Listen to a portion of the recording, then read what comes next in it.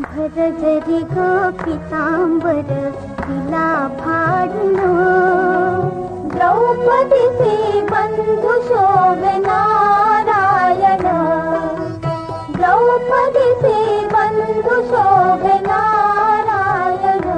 सुभद्रा कृष्णाच्या पाठीची बहीण, विचाराया गेले नारद म्हणून. बोट श्रीहरीचे कापले ग बाई, बांधायाला चिंधी लवकर दे.